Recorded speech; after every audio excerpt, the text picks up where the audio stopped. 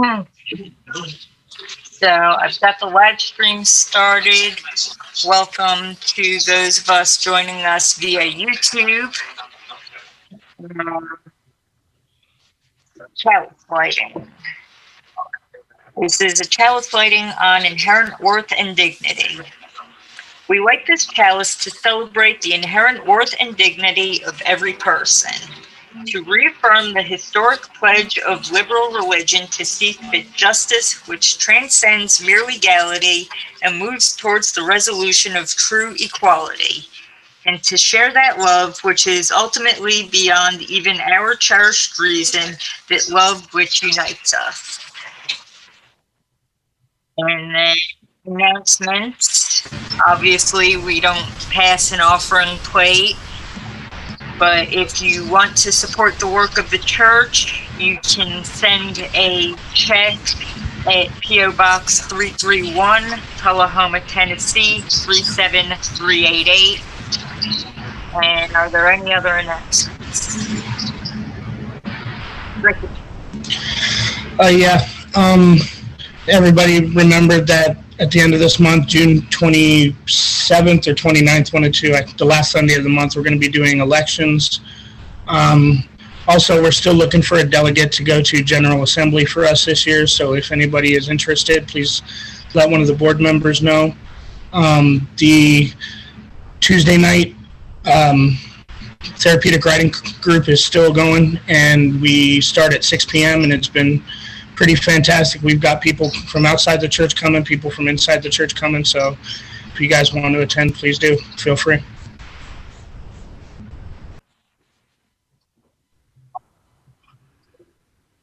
Okay, Jim?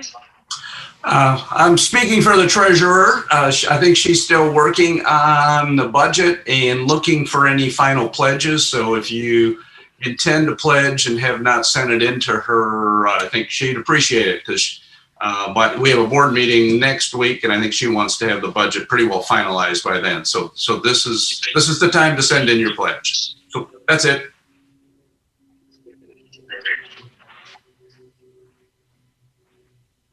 Okay, are there any other announcements?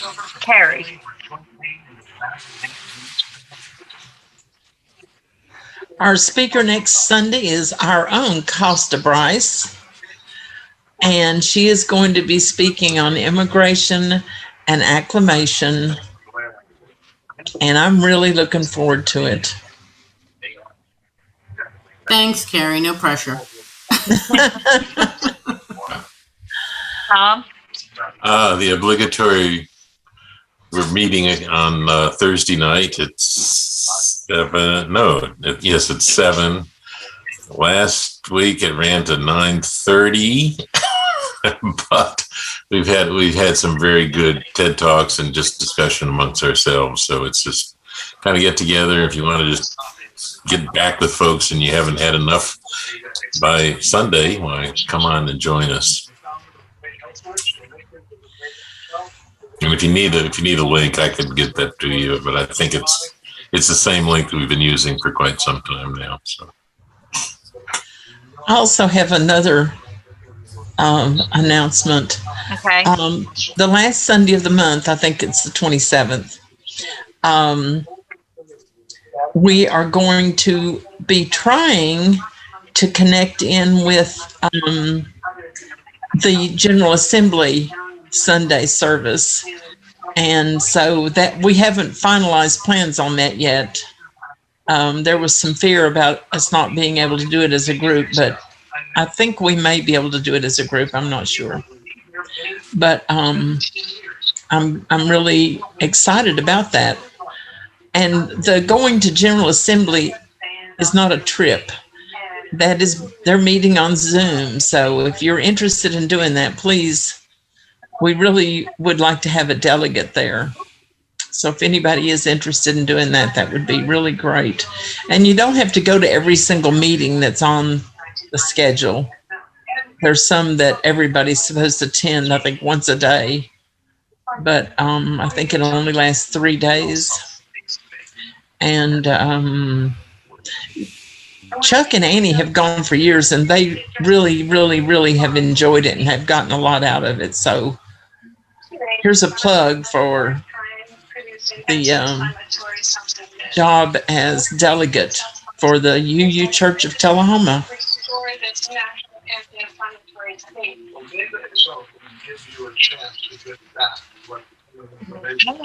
Any other announcements? If not, we will move on. Okay. Our reading is titled, For Nothing is Fixed. For nothing is fixed, forever and forever and forever. It is not fixed. The earth is always shifting. The light is always changing. The sea does not cease to grind down rock. Generations do not cease to be born, and we are responsible to them because we are the only witnesses they have.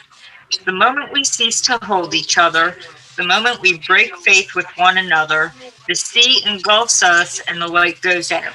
The sea rises, the light fails, lovers cling to each other, and children cling to us. And then our sermon is Rabbi Rami, and his topic is 3 shifts of the mind that just might save humanity, though I doubt it. All right, good morning. So before I go into this, I just put something in the chat box. Okay. There was a TV that we could all hear, and somebody either muted it or somebody muted everybody. All right, then let's talk about these 3 shifts that might save humanity. Let me clarify that. So they will or would save humanity if humanity could actually pull them off. That's my hesitation. I'm not sure they can. So just so you know right from the beginning what they are, and then I'm going to unpack each one in no specific order. But the first is shifting from belief to hypothesis. The second one is shifting from metaphysics to metaphor. And the third one is shifting from parochial religion to perennial wisdom. And we're gonna go through all of these. And I'm assuming that you haven't done this with me yet, right? Because I'm getting confused on Zoom where I've given various discussions, and so this will be new to you, which is good because each time I do it, I learn something more about it from you, and I get to do it more effectively. So the idea behind the need for these shifts is that the divisions that are ravaging humanity, not just in America, but globally, the divisions that are ravaging humanity are caused by narratives that we are taught. There is a natural diversity to people's thinking and to cultures and all of that. But the narratives that we are taught tend to vilify diversity, saying we're right and the others are wrong, as opposed to saying, we have one way of looking at things. Let's learn from other people's perspectives. So these narratives are taught. They're taught in schools. They're taught through the media. They're taught in religion. I tend to think that the primary source of the divisive narratives comes from religion more than anywhere else. So my wife was, for 25 years, a preschool teacher and principal. My sister just retired a couple of months ago after 30 years of doing the same thing.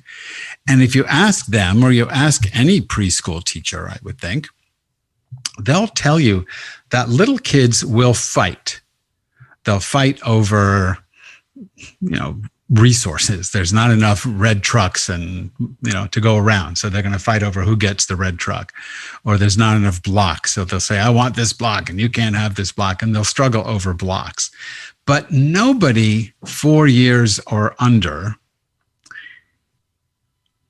has a fight over racial issues or religious differences or politics. No 4-year-old, comes in with a MAGA hat necessarily, or even if she or he does, no other 4-year-old is going to get upset by the MAGA hat because they don't even read the letters MAGA yet. So the divisions have to be taught, and they're taught very early. But they don't catch on until you're about 6, 7, 8.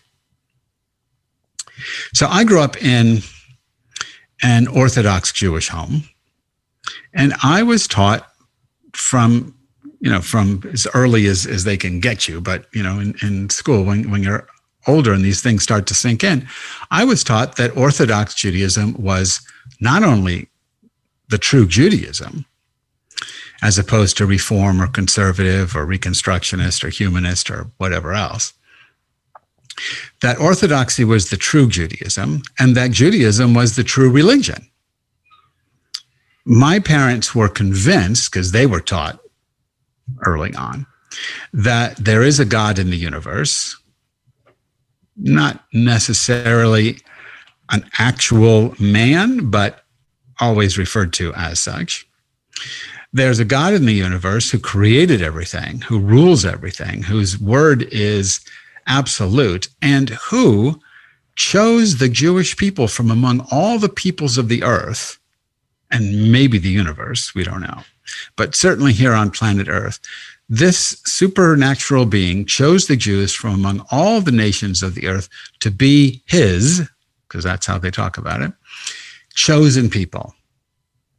The Jews were chosen to receive his one and only revelation. Right? So in the UU principles, we talk about being informed by a variety of traditions, but in Orthodox Judaism, there's only one revelation. There's only one truth, and it's the 5 books of Moses, and then through extension, the rest of the Hebrew Bible, and even later on, the rabbinic teachings associated or triggered by sayings in the Bible, teachings in the Bible. That's the only revelation there is, and the Jews got it. The Quran, false. New Testament, false. Bhagavad Gita, false. Dhammapada, false. Now, my parents never heard of the Dhammapada, Bhagavad Gita, Tao Te Ching, I Ching, the Quran. They didn't know any of that stuff. They knew there was a New Testament because they were afraid of everything Christian, and it was false. So that was just a given. And you never questioned it. You just took it for granted. It was just in your mind from as early an age as they could get it in your head. That's a belief. A belief my definition of a belief is an idea that you hold an idea that you hold is true without any evidence that it is true. That's a belief. There's no evidence outside the Hebrew Bible itself that the Hebrew Bible is the Word of God. There's no evidence outside the Hebrew Bible that the Jews are the chosen people. All right? And there's no evidence outside the Hebrew Bible that the third leg of what the Jews got from God was the deed to the Holy Land in perpetuity. The only way you know that the Jews have the deed to the Holy Land is because the Bible tells you. And since you already believe the Bible is true, then it must be true that you have the deed to the Holy Land in perpetuity, regardless of who lived there before and who lived there afterwards and who's living there now.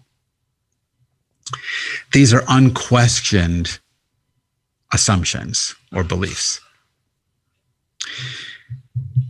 It's not unique to Jews. Theologians are my favorite example of how belief just sort of not simply corrupts logical thinking, but simply erodes it. So, for example, I don't think you'll ever meet a Catholic theologian who, when they affirm the truth of the Trinity, substitute Brahma, Vishnu, and Shiva, the Hindu Trinity, for God the Father, God the Son, and God the Holy Spirit. Right? They're not going to do that. It never occurs to them to substitute some other trinity. You're never going to find a Muslim, a believing Muslim, who will say that Moses, rather than Muhammad, is the seal of the prophets, the final prophet, or the greatest prophet. Whereas in Judaism, Moses is the greatest prophet, not the final, but the greatest. Islam doesn't say that. Islam says Muhammad is. You're never going to find a Buddhist who's going to affirm the core truth of Hinduism, that there is some permanent substratum of reality, Atman, Brahman, that is unchanging. Because the Buddhist believes there is no such thing as that kind of capital S self, and there is nothing unchanging. Everything is in a state of flux. So every religion has its assumption / belief, which is simply taken on faith. And that means it's not challenged at all. You just accept it without even knowing you're accepting it. It's just sort of in your psyche. You challenge it if something in your life demonstrates that the idea doesn't work. So for me, for example, I learned this when I was little. I went through years and years of Hebrew school.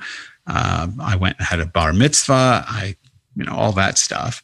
But when I was 16, I was exposed to the world's religions, which not only introduced me to a number of different ideas about what the truth may be or what reality is, but it it pointed out to me that my beliefs coming from my religious tradition were categorically the same as the religious beliefs of other traditions. Not that the beliefs themselves were identical, but it was just another set of beliefs. There was nothing inherently or intrinsically true about mine, or inherently or intrinsically false about any of these others. They're just beliefs that were grew up in a culture, a civilization, and were inculcated into the minds of children, and they grow up and they do it to their kids. When that realization hit me, and maybe it hit me late, because I was a junior in high school already, but when that realization hit me, the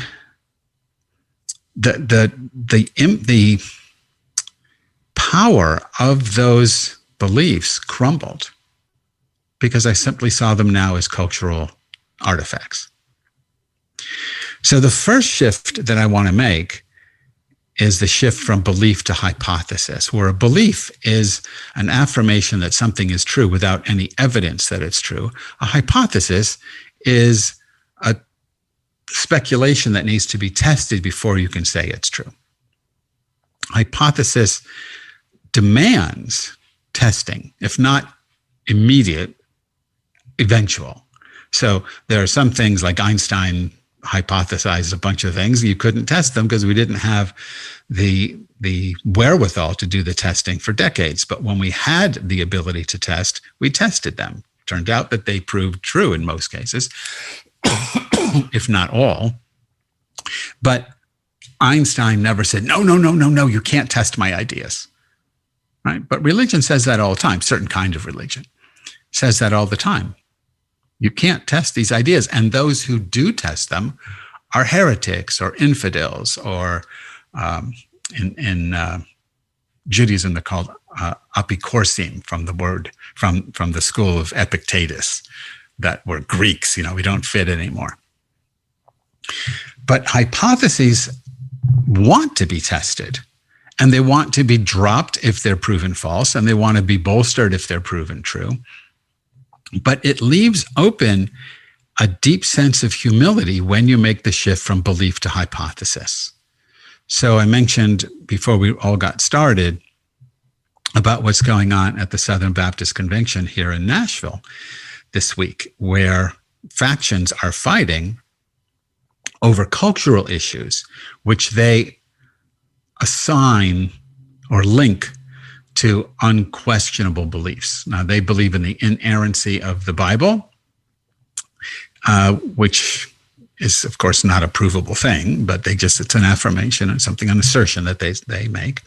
And from the inerrancy of the Bible, they derive some of them more progressive ideas and some of them more conservative ideas. One of the things they're fighting about is critical race theory. They're fighting about the role of women in the church, whether women can preach even if they can't be ordained. There's all kinds of social and cultural issues the church is wrestling with, but they're all wrestling with it, quoting scripture at one another. The battle of belief is going to lead one way or another to a schism in the Southern Baptist Convention. And that's what beliefs almost always do. Because you can't prove yours is right and you can't prove another's is wrong, the only thing you can do is circle the wagons and create your own subset of religion. So I don't know how many Protestant denominations there are, but there are dozens. And Judaism is split into a bunch of different groups. Excuse me. Something in the air here, even though I'm inside. That is bothering my throat. So these beliefs just divide us into different things. And it happens in every tradition. I mean, there are so many different sects of Hinduism, and Buddhism is divided into different schools. Even within schools like Tibetan Buddhists, there are some who are followers of the Dalai Lama and some who hate the Dalai Lama and follow a different teacher. So this is just what humans do.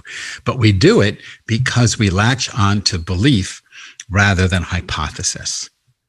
All right, so that's the first shift that I think we need to make as human beings, though I don't know if it's possible. The second shift is from metaphysics to metaphor. So this is essential to the teachings of Joseph Campbell, who said that all religious teachings are metaphor, and all myths are metaphor, using myth in a positive way, not to mean falsehood. One of the ways to understand how the problem of metaphysics versus metaphor is that metaphysics, the way I'm using it here anyway, flattens our thinking, whereas metaphor invites interpretation, it invites creativity. It's got layer after layer after layer of nuance, whereas metaphysics is flat. It's black or white. Right. So one of the best examples, and I may have told you this story before, but a few years ago, I led an interfaith trip to Israel, Palestine. And we went to visit, among other places, we went to visit what's called the Garden Tomb, where the Anglican Church specifically, but Protestant denominations generally, believe that Jesus was buried, as opposed to Catholics and Orthodox Christians who think it's in the Church of the Holy Sepulchre. The Holy Sepulchre Church is inside the walls of the old city of Jerusalem. The Garden Tomb is outside the walls. Anyway, when you go to visit the Garden Tomb, which if you ever get to go to the Holy Land, you should absolutely do. It's a beautiful place. You have to do it under the auspices of the Anglican Church. And so what that means is your tour bus pulls up, your guide has to go in the guide's office or stay on the bus, and you're given a specific guide assigned to this specific place by the church. And it's always an Anglican, could be a priest, but it's often an Anglican lay leader. And the one that we had started off introducing himself by saying he had the one true faith. I mean, he was not into hypothesis at all. And he, without meaning to, but he systematically insulted every religious group that was represented on our trip, especially Catholics, because he was born Catholic and then married an Anglican woman and then converted to the Anglican Church. And he said, I was born into the false faith, and then I discovered the true rock of faith, which was Anglicanism. At one point during his introductory talk, he looked at his watch and he said, in a few moments, we're going to be interrupted by that noise. And by noise, he meant the call to prayer that would be coming from the various mosques surrounding the neighborhood. He called it noise. I kept quiet when he insulted the other religions. I looked around, nobody took umbrage, no one said anything. I said, well, if they're not going to say anything, I'm not going to say anything. But when he called the call to prayer from the mosque's noise, and we had Muslims signed up for the trip, but at the last minute, they did not join us. So at that point, and though our official guide was probably would not have put up with that, he wasn't there. Only the Anglican guide was there. I intervened. I interrupted, and I said, we don't consider it noise at all. We think it's part of the call to, awake to the presence of the divine in, with, and as all things. And it's not noise for us at all. And he was insulted by that. He did not find that at all convincing. And I realized that if I stayed with the tour in the Garden Tomb, I would just be causing all kinds of problems. So I left. I walked away and I found a quiet place. I'd been there before, and I found a quiet place to sit and meditate. So I'm doing that while the tour is going on. And I'm sitting cross-legged and I've got my eyes closed. And then I hear this voice, and it's this woman's voice. And she says to me, "Are you the rabbi?" Now, in my mind, it's God, right? Because in Judaism, when God speaks, it's called a bat kol, the daughter's voice. So I'm sitting there in the Holy Land, in the place where Jesus was buried, and I'm hearing a divine call, "Are you the rabbi?" And I said, yes, I'm the rabbi, and opened my eyes expecting to see some angel. And I saw another Anglican guide. And she had heard what had happened with me and the first guide. And she was upset. She wanted to know what my problem was. And so she presented to me what's called C.S. Lewis's trilemma. This is something C.S. Lewis invented or came up with during World War II when he was doing BBC radio shows during the Blitz in London. And the trilemma, many of you have heard of it. Trilemma is very simple. When Jesus says, as he does in the Gospel of John, when Jesus says, "I am the way, the truth, and the life, and no one comes to the Father except through me," that's the quote. C.S. Lewis says, was he lying? Was he a lunatic? Or was he Lord?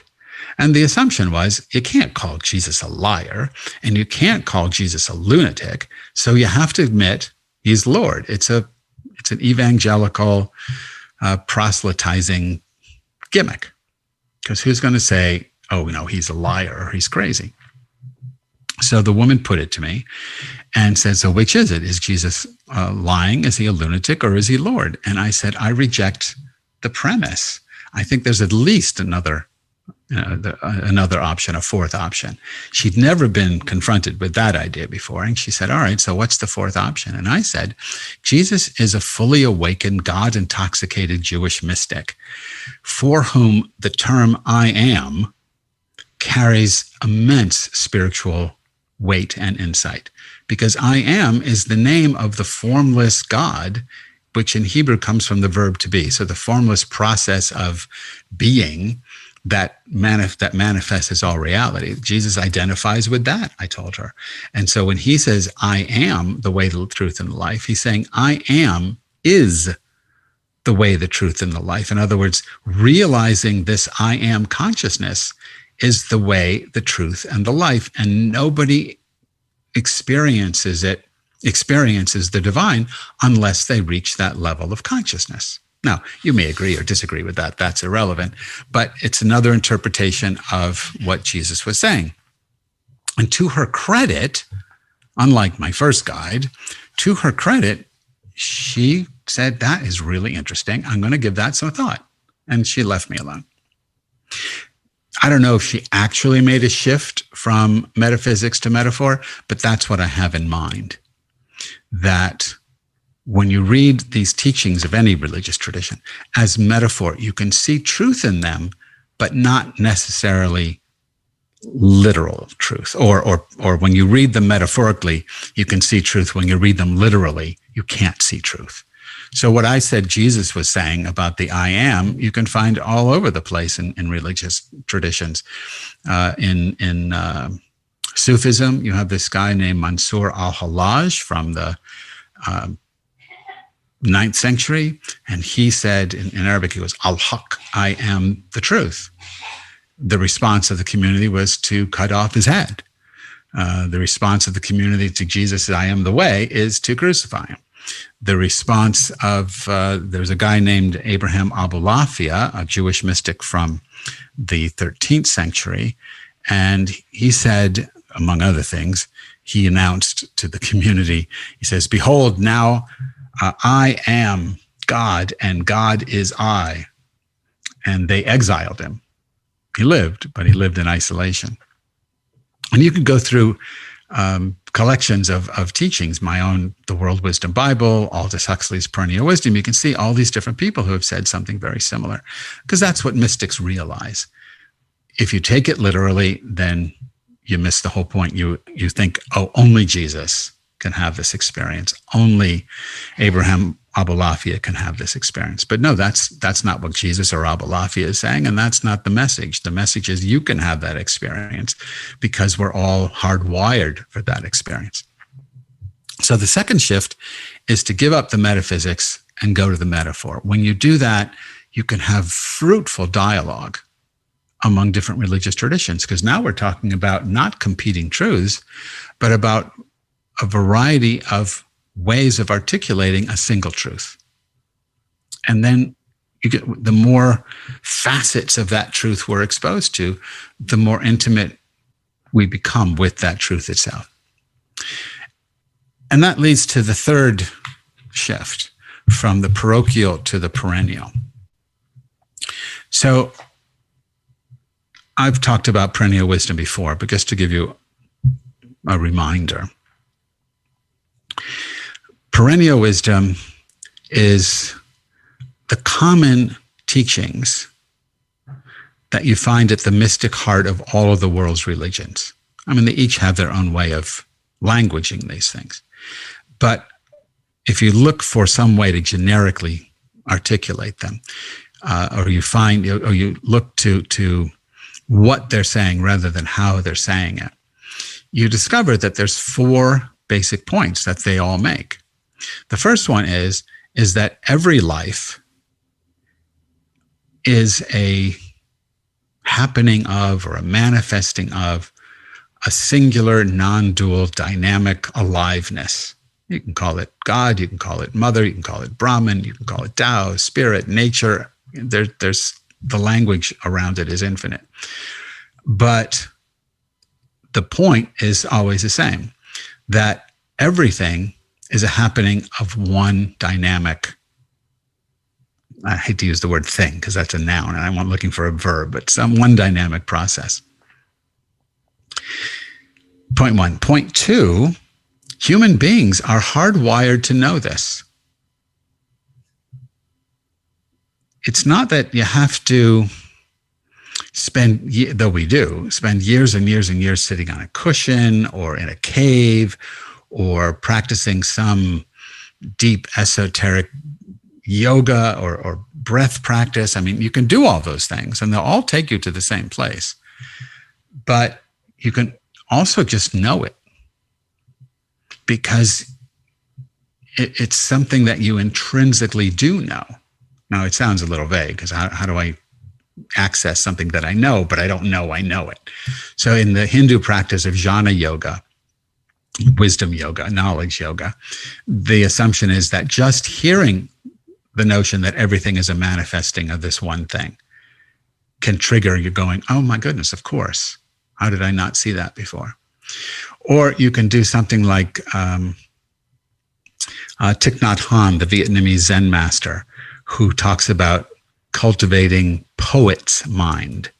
And he says, if you look at something with a poet's mind, you see the whole universe in it. And it's like William Blake seeing the universe in a grain of sand, eternity in an hour. Thich Nhat Hanh says, take a piece of paper, just, white sheet of typing paper. And he says, look at the paper. And if you look at the paper carefully, you'll see a tree in the paper. because the paper is made from wood, and the wood comes from wood pulp, so it comes from trees. And if you look deeper, you're going to see the sun in the paper, because you can't have the tree without the sun. And you're going to see the earth, because you can't have a tree without the earth. And you can't have the sun and the earth have to be in a certain alignment, and you need planets to hold all that together. So you see the solar system. If you see the solar system, you see the galaxy, and it just goes on and on and on. And then he'll talk about, you can see the logger. I'm not doing this in any order here, but you can see the logger who got the tree to make the paper. And if you can see the logger, then if you look carefully, you'll see the logger's parents, and then the logger's parents' parents. And so ultimately, he just says you see the entire universe in this single sheet of paper, because you can't have a single sheet of paper without the entire universe collaborating in its manifesting. What's true of paper is true of everything. Right? So, I mean, you and I only exist because the universe exists. I mean, if, I have lungs, but I don't make oxygen, which is what the lungs need to do their job. So if I don't make oxygen, then having lungs is useless. I'm dead. I rely on photosynthesis, green plants, trees, etc., to produce the oxygen I need. Now, they don't breathe oxygen. They breathe carbon dioxide. I breathe that out. So my exhalation becomes their inhalation. Their exhalation becomes my inhalation. We need each other. And they need the earth, and we need the earth, and they need sunlight, and we, the whole thing. And it just goes on and on. You could start anywhere you want. And eventually, according to people like Thich Nhat Hanh, but not only him, eventually you're going to realize that you are the universe, or what the Chandogya Upanishad says in Hinduism, Tat Tvam Asi. You are that, the whole, right? That's the first and second points of perennial wisdom. The third point of perennial wisdom is when you know that your existence depends on the existence of everything else, the natural response to the everything else is going to be one of justice and compassion. Even if you see it only in terms of enlightened self-interest, which is a pretty low level of understanding that, I need these trees, so I'm not going to chop them all down. But mostly you see it a bit more deep than that. So you recognize the interdependence of everything, and so compassion becomes your operative determining factor of how you interact with everything. In Buddhism, they link prajna, wisdom, seeing the interdependence of everything, what they call pratityat samutpada. So you see the interdependence of everything, that's prajna, that's wisdom. And with wisdom comes immediately, it's not like you go from step one to step two, it's really hyphenated, comes karuna, which is compassion. So you really should speak of prajna, karuna, wisdom, compassion as a single phenomenon. So the third point of perennial wisdom is that you're going to live in a state of compassion regarding all beings, including yourself. And then the fourth point of perennial wisdom is that awakening to, or if you want, cultivating poet's mind, seeing that everything is a part of everything else, seeing that you and everything else is a manifesting of this singular process, and living with compassion. Awakening and living with compassion are your highest, those two things comprise the highest goal of human existence. Right? You're not here to make money. You're not here to, become famous. You're here to realize the truth of this non-dual phenomenon of happening, and to live a life of compassion. So that's perennial wisdom. Parochial is very different. So in Judaism, just to stick to the one I know best, parochial Judaism tells me I'm here to be a good Jew. And being a good Jew is defined by rabbis who draw from ancient tradition and maybe their modern interpretation. But while they include being just and compassionate, it's not the focus, right? I mean, anybody can be kind. I'm supposed to keep the Sabbath. I'm supposed to avoid eating pork and shellfish. that doesn't make you kind. But if I went to, especially growing up Orthodox, if I went to an Orthodox rabbi and I said, well, how do I become a better Jew? They're going to talk about my diet. They're going to talk about my prayer life. They're going to talk about the way I dress. They're not going to necessarily go to the universals like wisdom and compassion.